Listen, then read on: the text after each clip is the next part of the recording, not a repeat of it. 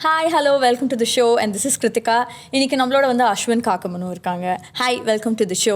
Hi Krithika. Can we start with food first? So, sweet-ஆ காரமா? காரம் டக்குன்னு சொல்லிட்டீங்க. ஸ்வீட்னா கொஞ்சம் ஃபாஸ்ட்டாக வெயிட் போடுமே அதான். ஏன் நீங்கள் ரொம்ப டயட் கான்ஷியஸா? Trying to. உங்களோட இன்ஸ்டா ப்ரொஃபைல்லாம் நான் பார்த்தேன்னா அதில் பயங்கர ஒர்க் அவுட் வீடியோஸ் அப்படிலாம் இருக்குது. பட் நான் உங்ககிட்ட ஃபஸ்ட்டு நான் கேட்கணும்னு எனக்கு அப்புறம் சைல்ட்ஹுட் பற்றி கேட்கலாம், மூவிஸ் பற்றி கேட்கலாம் அப்படின்லாம் நினச்சேன்.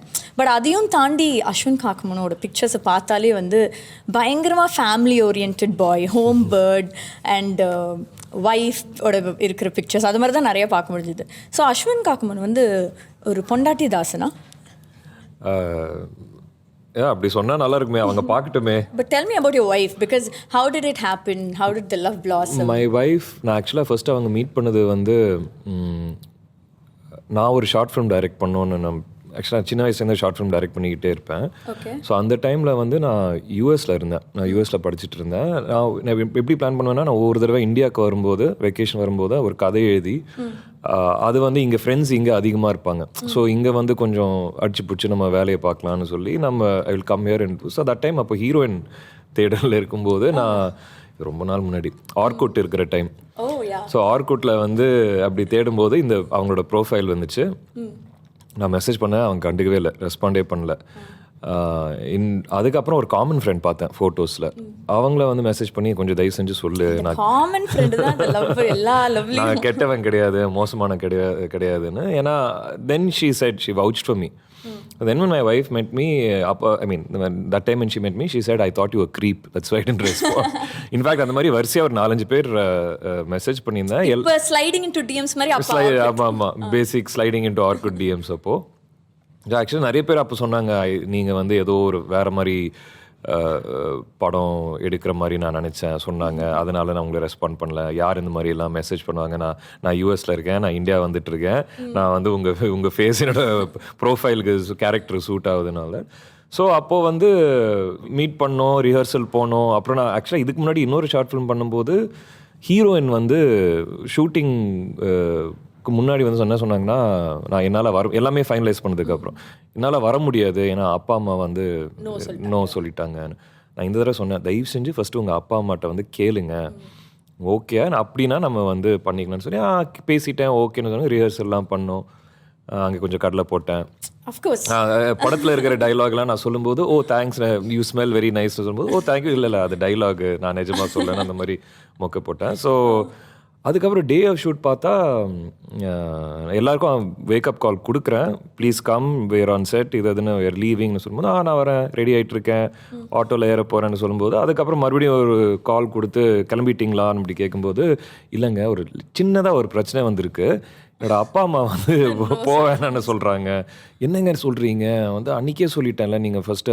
இல்லை அன்றைக்கி சொல்லும்போது ஓகே சொன்னாங்க, ஆனால் இன்றைக்கி நேற்று நியூஸ் பேப்பரில் ஏதோ யாரோ ஒரு நடிகையோட ஹெட்டு வச்சு இந்த டிஜிட்டல் ஃபில்ம் மேக்கிங்லாம் மாஃப் பண்ணுறத மாதிரி எல்லாம் சொல்கிறாங்க. ஸோ இவங்க வந்து பண்ணாதீங்க, நம்ம யார் இவர், ஐயோ எல்லாரும் செட்டில் வெயிட் பண்ணுறாங்கன்னு சொல்லி அது வந்து ஒரு காதலாக மாறிடுச்சு. கடைசியில் அவங்க பண்ணாங்களா இல்லையா? இல்லை, வேற ஹீரோயின் வச்சுட்டு நான் போனேன். பட் என் வாழ்க்கையில் அவங்க ஹீரோயின் வந்துட்டாங்க.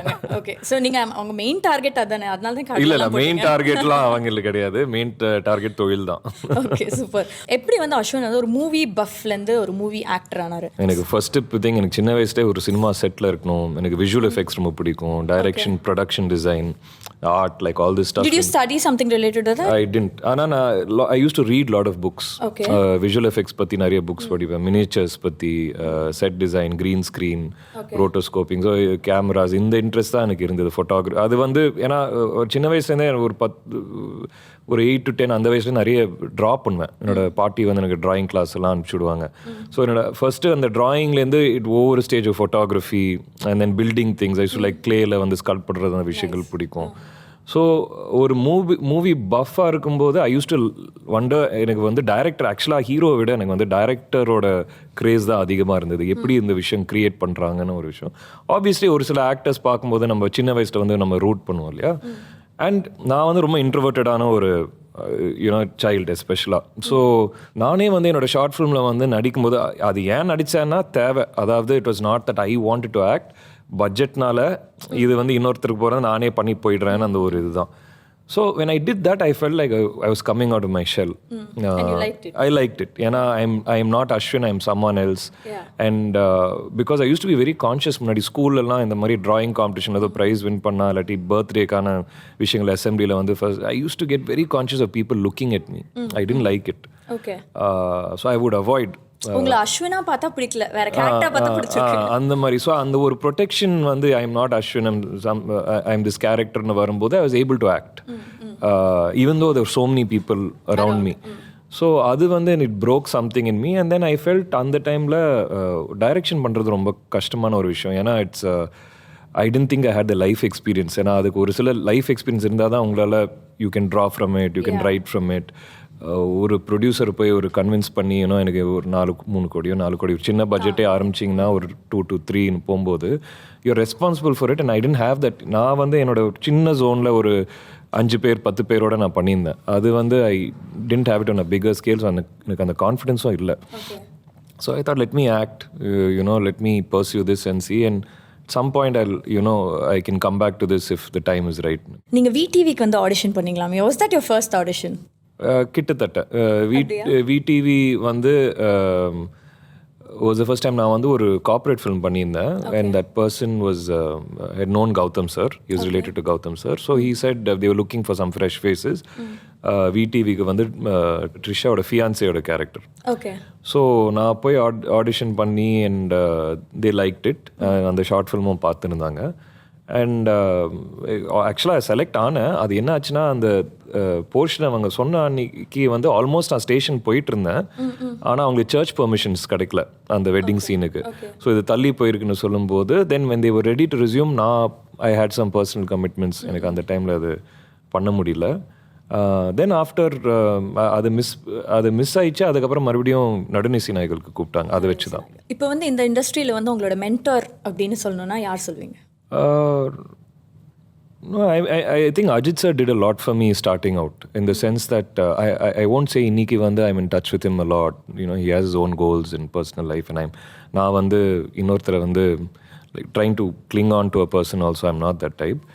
But from afar, his travel, அவரோட journey இருக்கு இல்லையா, that has always been kind of inspirational. I think for எல்லா outsider actors, people who come from outside the industry, his journey is definitely an inspiration. And at the beginning he did a lot for me, that up till now when I see other people, he அவரோட warmth இருக்கு இல்லையா, it's about something as simple as asking how is everyone at home, பார்த்த உடனே இல்லாட்டி keep putting a hand around you to making you feel like you're equals. Like you, ஏன்னா நம்ம வந்து பார்க்கும்போது we see them with because we've grown up seeing them on a screen. Correct. We see them அவ்வளோ உயரத்தில் பார்க்கும்போது he breaks that image.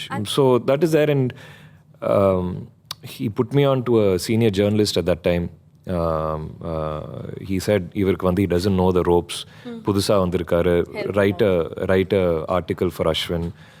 நான் அந்த டைமில் வந்து 7ஆம் அறிவும் மங்காத்தா அதே டைமில் பண்ணிட்டு இருந்தேன். கிட்டத்தட்ட ஒரு 3 நாள் தொடர்ந்து பேக் டு பேக் டேயில் வந்து 7ஆம் அறிவு, நைட்டில் Mankatha. And I was very tired, but I think the assistant directors knew that I was doing that. None of the others knew it. I think they told him it came to his ears. And I remember that was the day I joined the Mangata set, or the next day, and he told me, and there were obviously few caravans, right?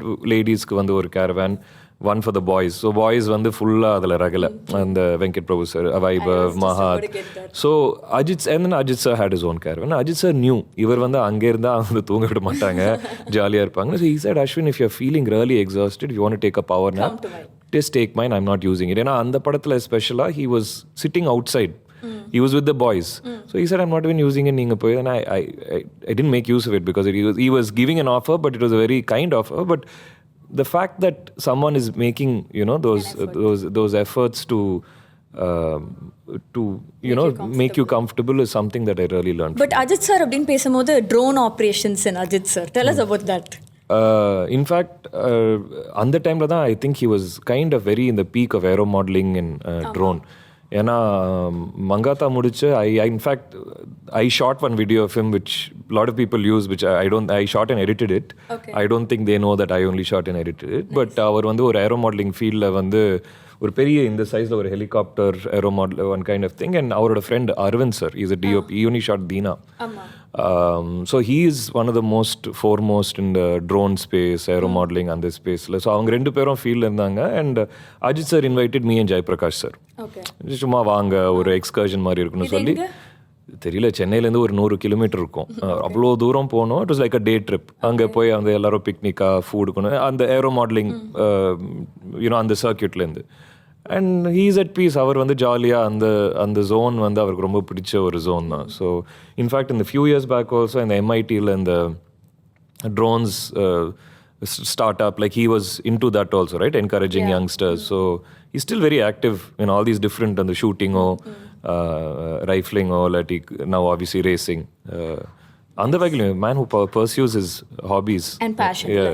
Friendship in this industry. இப்போ VP sir and his gang, நாங்கள் தூரத்துலேருந்து பார்க்கும்போது இந்த கேங்கில் ஒரு மெம்பராக இருக்கணும்ப்பா அப்படின்னு எல்லாருமே வந்து they will feel. ஏன்னா வந்து அவங்களோட ஆரா பார்க்கும்போதே அப்படி இருக்கும். அப்படி இருக்கும்போது you are a part of their gang, right? So அவங்கள பற்றி சொல்லுங்கள். and your travel with Venkat Prabhu sir, Premji and the whole gang.